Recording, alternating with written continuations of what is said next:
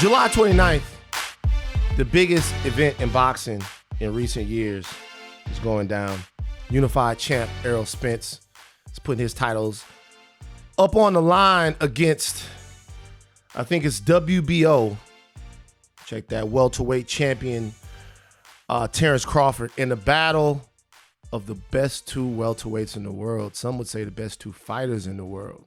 And we have unified champion Errol Spence repping Dallas, Texas on Higher Learning right now. Champ, how you doing? Doing good, can't complain. I got a fighter that's fighting this weekend in Vegas, so I decided to end my camp in Vegas. Yeah, you're doing the promotion game too as well, so you're on both sides of it. It was really important for you to be a promoter, from what I've learned. Why is it important for you to actually control the game as well as just be a part of it?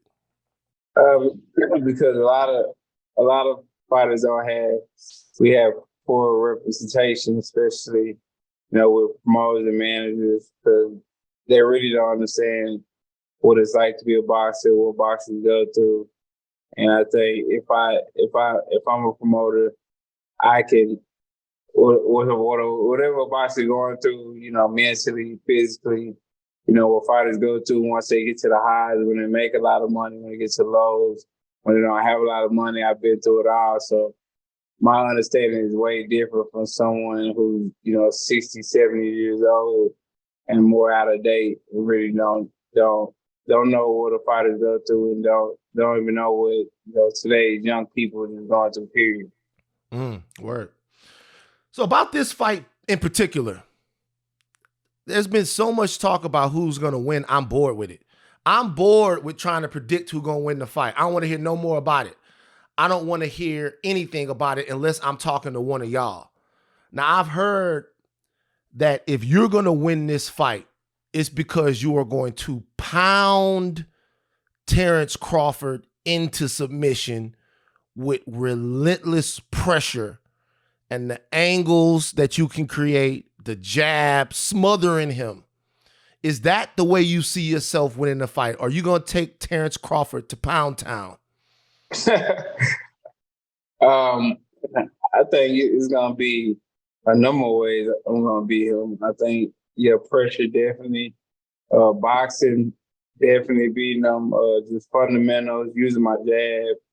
But the key is to me is just being focused 100%. Not having any lags in the fight, because I feel like you look at the greats like Floyd Mayweather, a lot of these guys, they always was focused on their opponent. Doesn't matter. The guys who lose focus, even for a split second, that can cost you. That cost you in the fight. So for me, it's just stay focused, listen to my coach's game plan, and basically just breaking them down mentally, physically, and winning the fight and dominating fashion. So that's true. You're going to take him to Pound Town is what you're trying to say. It's okay to say it, Errol. Talk your shit. Oh, I'm punishing. Yes. I'm going to straight punishing. Everybody seeing the way I fight and see what I do. So they know, if he can't hold up physically and mentally to how I fight, it's going to be an ugly night for him. It's going to be an ugly night for him regardless. Even if he can hold up, it's going to be an ugly night for him regardless. Yeah, I watch you fight. I've seen every round you've ever fought, should I say. And it's times in the fight where I go, man, Errol is enjoying this. Like, you come across like a nice guy, but I gotta be real, bro. You really like beating niggas up, bro. You like punching the shit out of people. When did that happen in your life that you realized being in there and competing somebody and taking something from them is something that you enjoy? It probably happened when I used to spar before I even fought, and I just got an enjoyment. That sounds kind of sadistic, but nah, I know you like it. Go ahead, yeah. I just got a kind of enjoyment, just putting somebody, beat somebody, breaking somebody's wheel. I get enjoyment of breaking somebody's wheel. Like when you break another man's wheel, especially a grown man, you break his wheel. That says a lot. Another grown man, you breaking his wheel with your bare hand. I mean, not with your bare hands, but with your gloves, you breaking his wheel, which that says a lot. And that means you basically conquered that man. You basically destroyed that man. he just broke his will. And I know his family, his friends, and everybody watching. So, and he's not trying to get, his will broken in front of everybody. And you just broke him. You ever think about when you boxing in there, you breaking the man's will, you taking his will that, his girl is watching? And you know what I mean? Like his girl, because they always do this thing when they fighting, right? Is they cut to the wives. Yeah.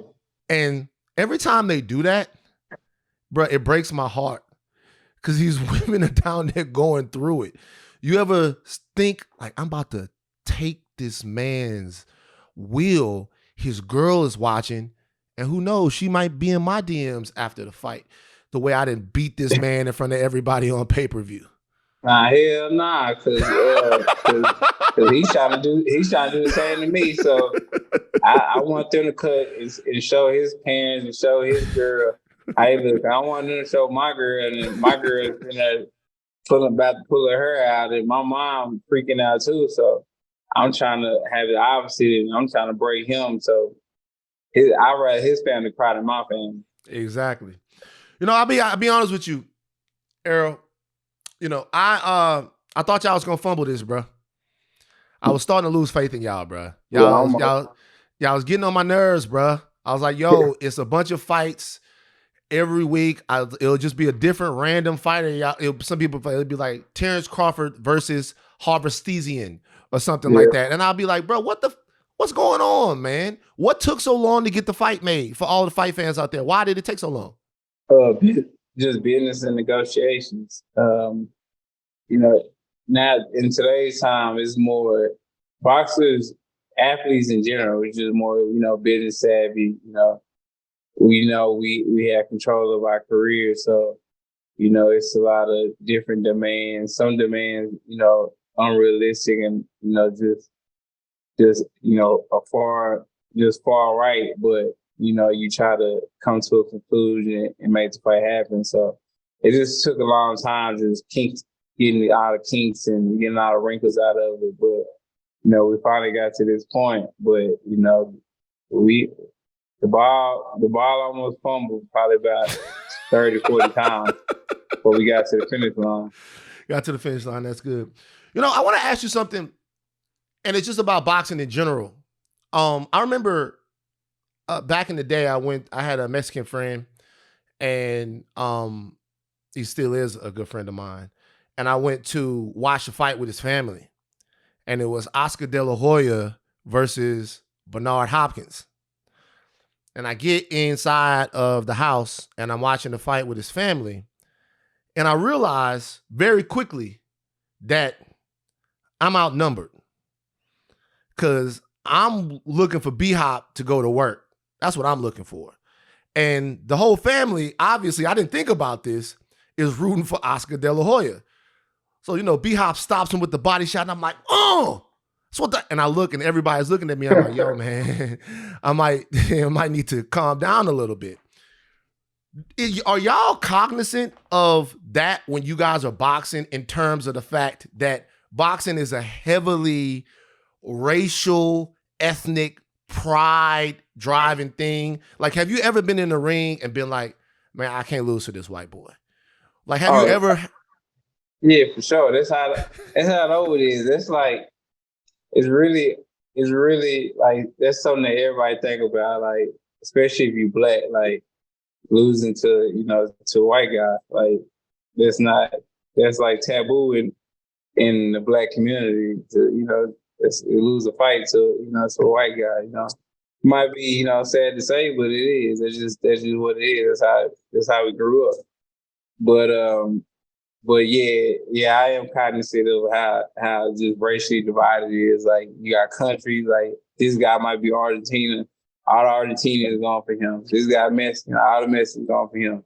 And it's kind of sad because, like, with the blacks, it's not like that. It's like it be black versus a Mexican, and they're gonna go for some blacks are gonna go for the Mexican. And then just divide. But when it's Mexicans or white or Russians or guy from UK, they people want they guys going for their guys. But with us, it's more, of an argument, and just because you black don't mean I gotta pick him. Yeah, you don't, but what I'm saying, you would like to see this. Right. Yeah. Bro, I be boxing, bro. I be in there, man. Oh yeah, training or you be sparring and stuff? Yeah, I spar.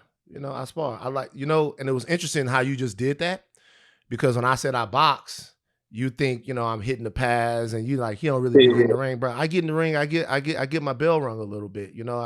I go up against people, and it's lonely, dog. I'm confiding in you right now, because if I'm on the basketball court and I got somebody in front of me and I can't get a bucket, I can pass it. I can set a screen.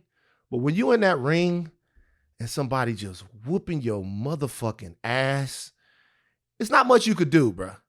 And nobody can say you put yourself taking a knee, quitting, your coach throwing in the towel, or the referee stopping the fight. There's only 3 people they can say in the fight. Is when you are to that point where you're in a fight and you're being pushed to your limit, to where it's like, damn, what is the thing that you do to make sure? Because sometimes I get hit hard and I just go crazy.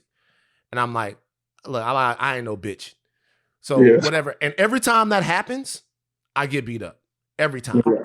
What does Errol Spence do to control his aggression in moments where the fight gets really, really super rough? Because in this fight right here against Terence Crawford, I guarantee you the person who can dig the deepest is going to win this fight. What are you going to do? What do you do to stay focused when it really, really gets high level in there? I think that comes from, experience, being, having not the exact situation, but having some situation like that. And it just comes from I feel like you gotta have an it factor. And that's what the greats and the somewhat greats had, like guys like Mayweather and Cotto and all the guys. They had something inside them, that you push them, they're gonna push harder. And my whole thing is, if somebody push at me, I'm definitely gonna push harder. And in my head, I'm like, I get back the corner, I'm like, man, he got me fucked up. Like I ain't going. Like I'm not going. And my instinct, that fight or flight instinct. A lot of people had that flight instinct where they, they're gonna quit, or they're gonna crumble. With me, my instinct is always fight. Like I gotta think of a way to get out of this situation, or I just gotta fight 5-5 and try to back him off. So that's basically the situation I be in. I just fight 5-5. Like you coming at me, I'm gonna come at you even more harder, 2 times as hard as you come at me. Is that the Dallas in you? My co-host, she not here right now, but she is from Oak Cliff in Dallas. And so she always be acting like she hard, bro. You know what I mean? She be acting like she hard. I'm from Baton Rouge. I don't know if it get much harder. You know what I mean? But she be acting like she hard because she from Dallas. She's very, her daddy was a judge and stuff, but she still, she be, repping Oak Cliff and all of that stuff. Is it the Dallas in you? You fight for Dallas? Is that one of the reasons why you got that dog in you like that? Because I was out there, man, and I'll be honest, just to deal with the heat, y'all got to be some dogs. It's ridiculous in Dallas, bro. Tell us about growing up there and like what kind of fighter that made you. Oh, yeah, definitely. Just growing up in Dallas, fighting all the time, and getting this situation, this school, fighting this school, and this clique, fighting this clique. Type of situations on the parties and all that. And just like, it's no quitting me, just how I was raised by my mother and my father. And they just set them type of, standards. And when I played football or any sport I played, like, it was no quitting. My dad, I didn't want to quit in front of my dad anyway, or him seeing me quit. Like, it's been times I spar, whatever, I look out to the side to see, and I actually look at his face and see, how he feel about what I'm doing in sparring or what I'm doing in basketball, football, whatever. So, it was always to make my parents happy and to don't disappoint them. Yeah, and that was my big thing. And then once I got kids, it was, get them a better life, make sure I make the most out of boxing, and I walk away, with my mind intact and my finances great too. That's the main thing for me. And a lot of boxers don't realize that. They just want to fight. I want to fight the best. Yeah, I want to do that when I was younger, but now, you know what I'm saying? I'm trying to get paid. Yeah, I want to fight the best, but it's all about, getting paid and getting after the game and not getting views and views.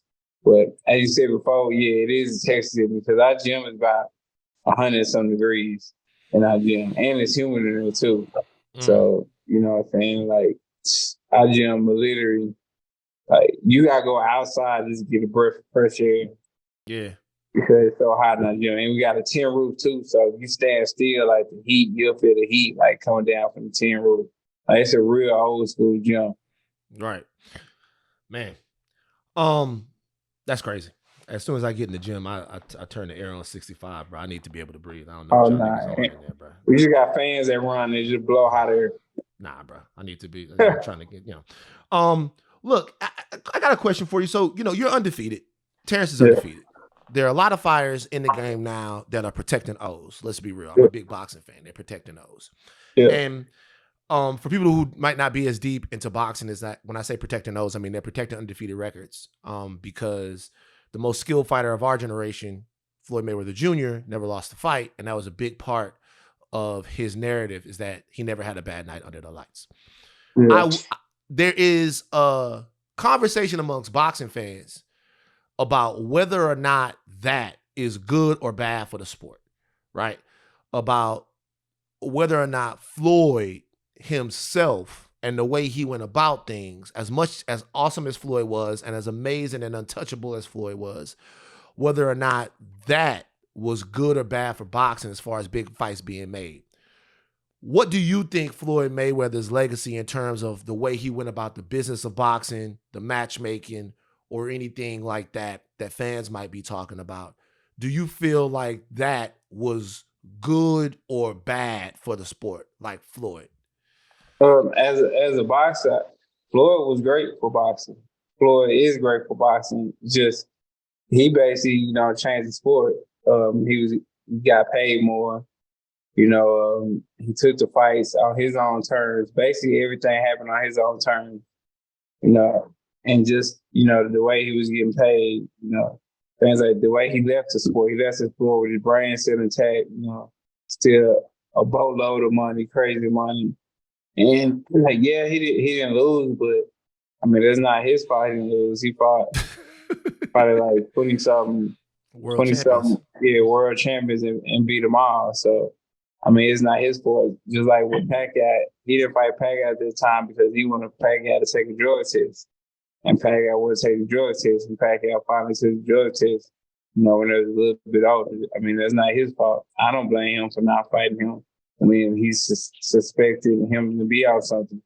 So, I mean, because a lot of people saying he was on something. So, I feel like Floyd was great for the sport because he made more boxers think about the business of boxing rather than just shutting up and just going to go fight. And he taught a lot of boxers, like, people don't understand, he said hard work, dedication. And with a lot of boxers, they get mixed up with what Floyd was doing with the Ferraris, Lambos, Rolls Royces, big houses, jewelry. Okay, he got all that, but how they get it? Hard work, dedication. He stayed in the gym, stayed working, stayed training. Never got into a fight half-stepping, or never got tired in a fight. He always worked on his craft. His motto was hard work, dedication. He was pretty boy before he was Money Mayweather. And a lot of kids, a lot of young boxers try to be Money Mayweather before they pretty boy.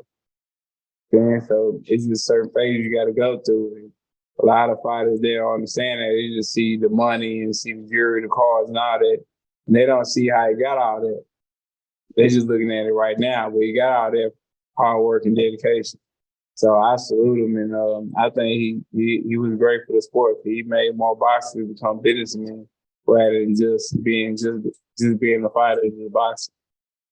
I got 2 more questions for you, champ. I'm not gonna hold you for forever. I know you got to get back to training, and I guess like eating salmon and running or whatever you're doing. Your weight's good.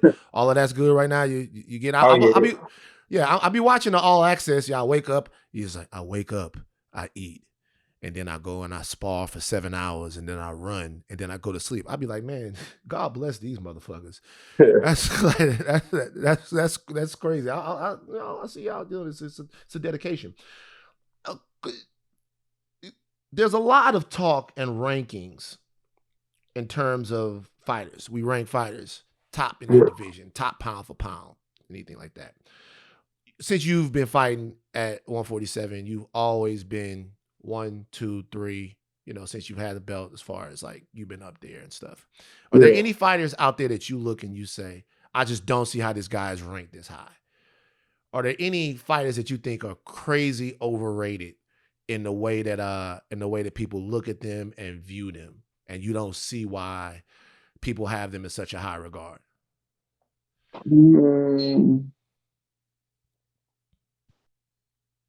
Nah. No. You feel like people normally get that about right?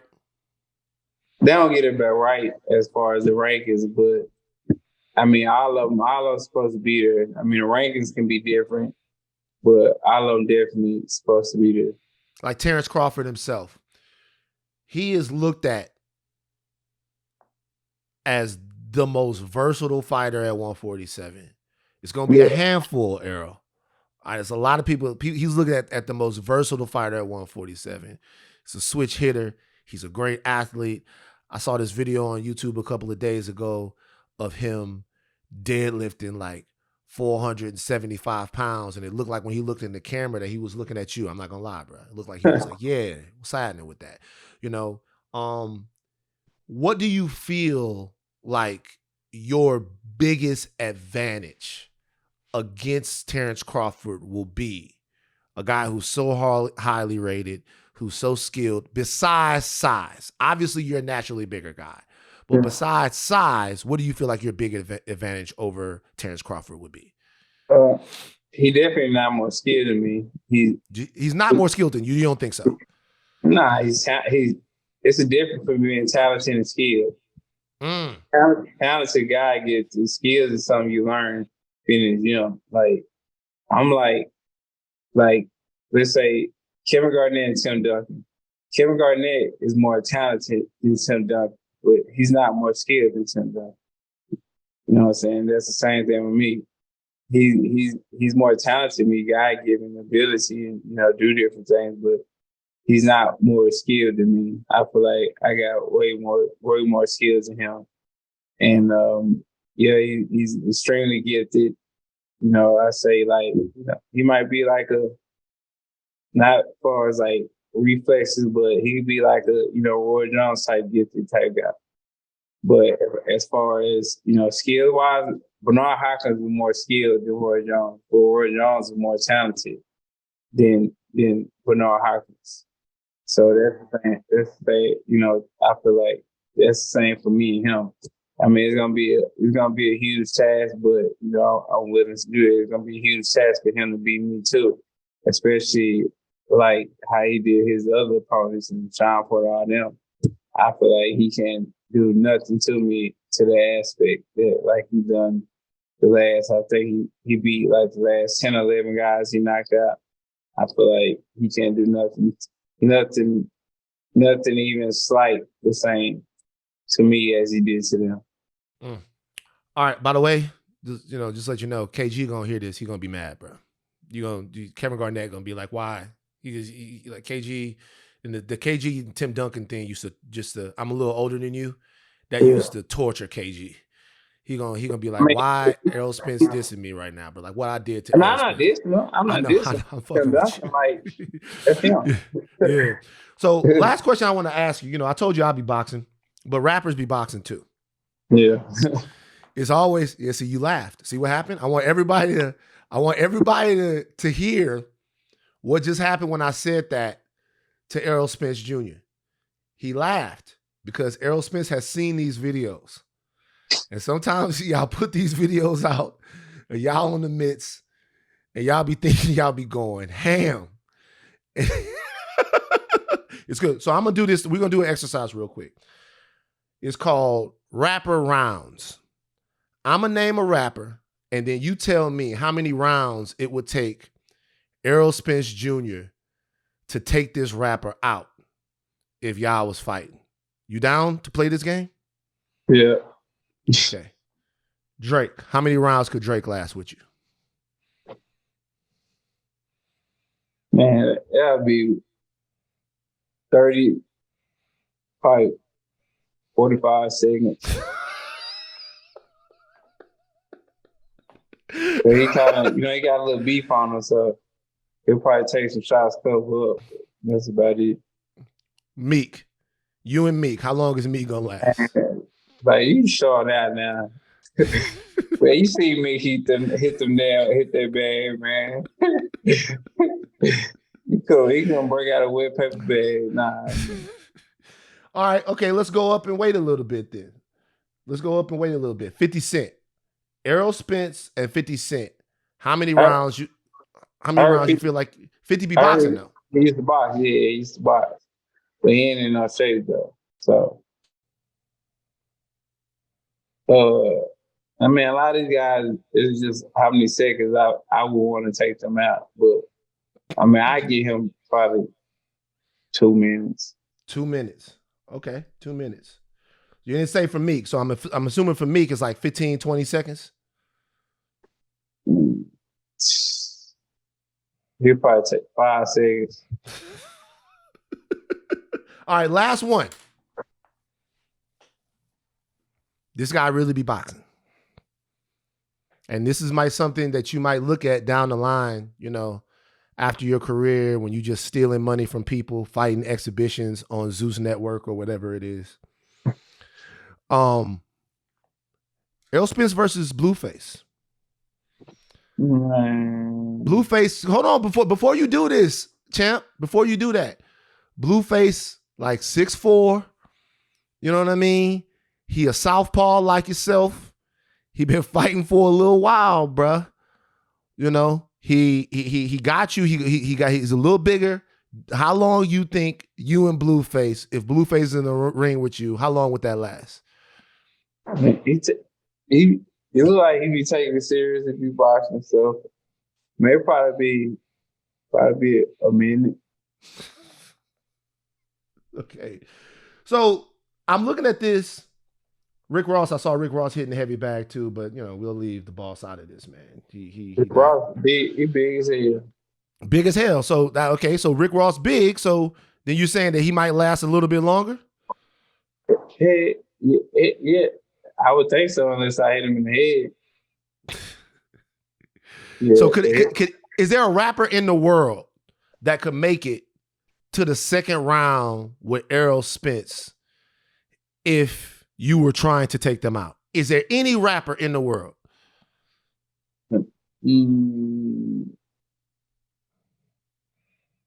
No. But most of the young rappers be skinny, little. No. Yeah. Champ, you focus, bro. You focus because you took that way more seriously than I thought you was going to. Like when I thought you was, I said that, he's like, nah, 45 seconds. I saw your brain computing how you would take these guys out.